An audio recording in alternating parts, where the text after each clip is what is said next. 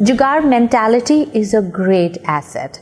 Jugaad actually means finding a way to deliver results with limited resources. And if you are the kind of person who's willing to deliver results despite personal challenges, inconveniences, and limited resources, well, my dear friend, you are going to be an asset everywhere you go. But here's the thing, Jugaad mentality has a limitation and a restriction. It's a great position to start from, but it may not take you to the final destination. It's simple. Once you have found the way, then it is your responsibility to take it to its destination and to bring greater order. Now, this video is a bonus chapter from my book, Turn the Tables, From Challenges to Opportunities.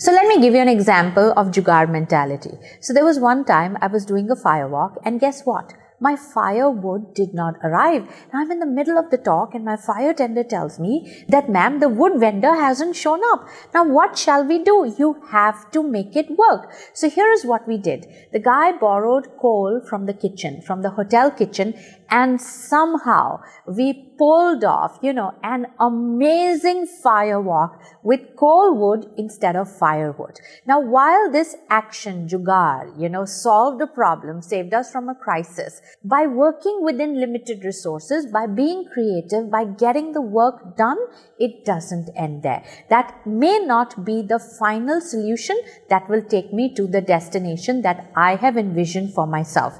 It needs further order, it needs further processes, it needs further streamlining it to make it into a workable formula for the future. So Jugaad is a great start. It's a great initiative. Sometimes it's a lifesaver, but it's not the final answer.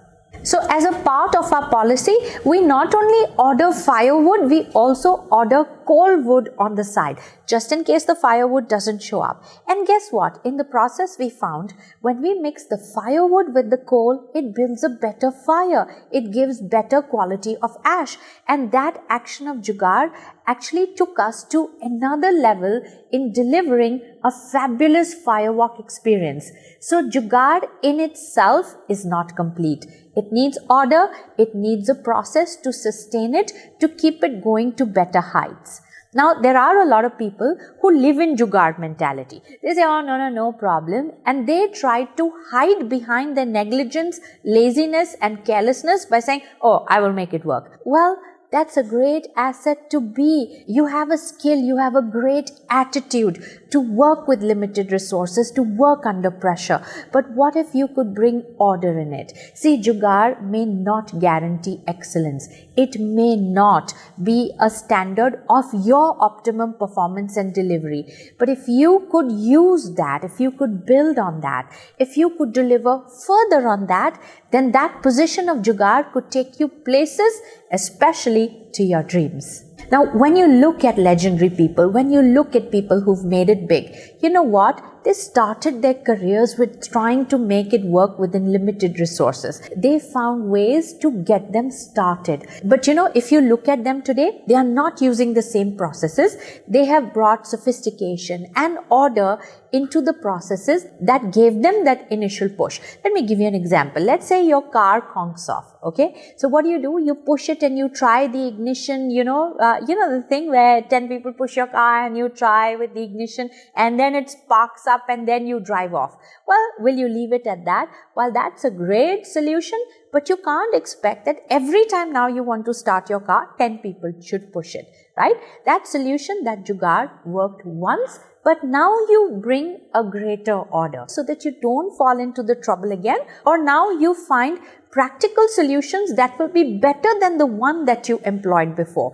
You take that start point of Jugaad and you work on it to create excellence. So this was a bonus chapter going forward from my book, Turn the Tables, From Challenges to Opportunities. If you have had a chance to read it, please write to me and tell me how you liked it. So I have written anecdotes from my life spanning the journey as a student, as a teacher, as a motivational speaker, as an author, on how I faced these amazing challenges that shaped me into the person that I am today, that I have appreciation for it, and I am hungry for more. And I have also at the end of every chapter put some pointed questions for you to reflect on your journey so that you can derive the lessons and use that to propel you further in your careers and faster toward your dreams. So please do stay in touch and let me know how you enjoyed it. And let me know how you liked it. And know that I am rooting for you and that I appreciate and value your connection. Thank you. Thank you for all the love that you have put my way. It makes me a better, humbler, and more responsible person. So until next week, I will see you again.